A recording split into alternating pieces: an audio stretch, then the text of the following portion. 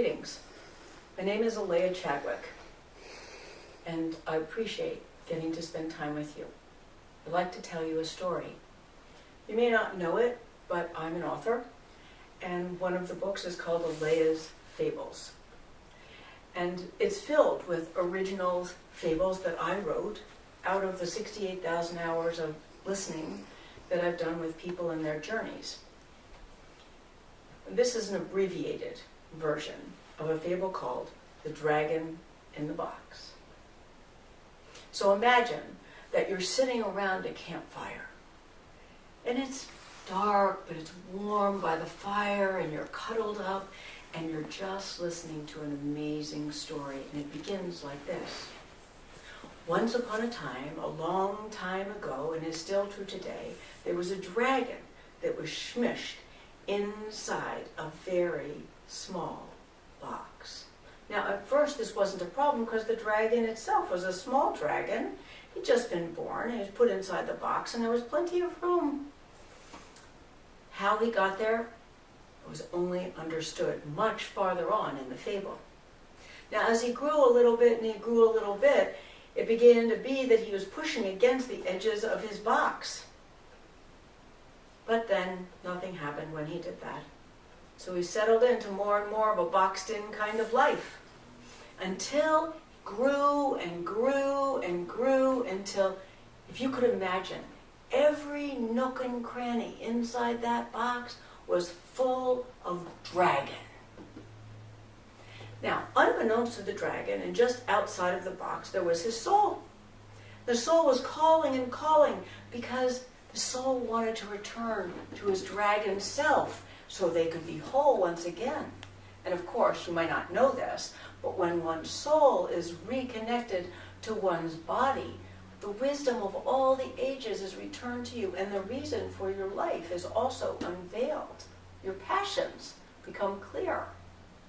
Anyway, the soul was outside the box, calling and calling and calling, and the dragon just kept on living his boxed-in life. Now, the angels in heaven could hear the soul calling, and after a while they called a meeting. We can't just let that soul call out and call out and call out and not respond. They all agreed. So there was great discussion around the boardroom, and ultimately it was decided that one of their members, one of their angels, would go and see what they could do. And this angel was Harriet. That was her name. She was quite proud of it. And she decided to take the form of a gigantic waker-upper critter. You probably don't know what that is. Now, while all of this was taking place in heaven, an amazing, unprecedented thing happened. The box itself was so old that it dissolved into dust. And there was just a box outline around this dragon who was maintaining his boxed-in shape. Amazing, isn't it? Well, about the time that this happened, Harriet arrived on the scene. And I bet you're completely curious. What does a waker-upper critter look like? Well, in this case, it's a gigantic mosquito. Because you see, all that needed to happen for the dragon to be reunited with his soul was for the dragon to bump up against the edge of his soul. And they were about this far apart. But that's pretty far if you're not touching your soul. So Harriet zoomed around and decided that what she would do is take a big bite out of the dragon's nose, and that's exactly what happened. Well, the dragon woke up, spread these huge wings, gossamer wings. They were many feet long, and stretched and was huge. And then guess what happened? Settled right back into its boxed-in shape. You know that can happen to people. Suddenly, for a moment, they're woken up, but they don't stay that way unless they come in contact with their soul. And then they settle back into their boxed-in way of life. Well, Harriet is a very persistent waker-upper critter. And so she zoomed around again and decided, well, the nose didn't work, let's try the tail. So Harriet flew around, took a big bite out of that dragon's tail, and you know what? It was wonderful. The dragon not only woke up and the wings were spread, but he also leaped forward just enough to be able to bump up against his soul. And in that moment, all of the understanding returned to him of what had happened and how he had ended up in a box and how he had ended up separated from his soul. Want to know? Well, I'm going to tell you. What happened was the dragon, on the way to being born, had been asked if he would volunteer.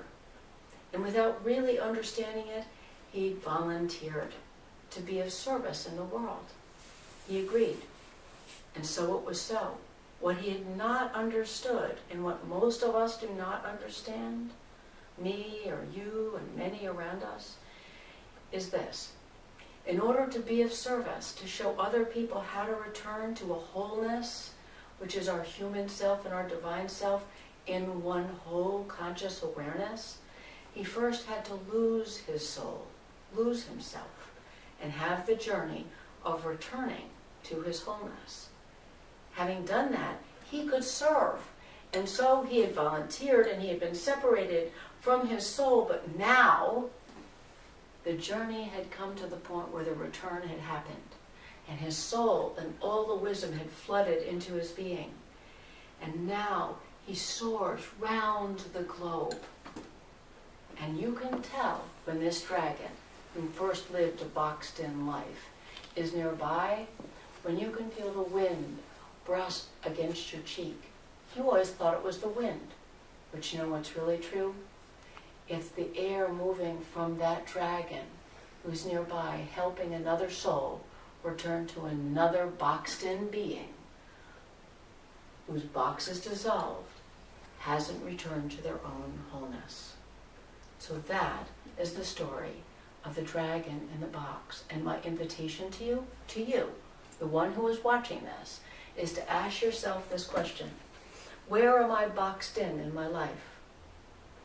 Is it true that perhaps the box is dissolved and I'm just still living in a boxed-in shape out of habit?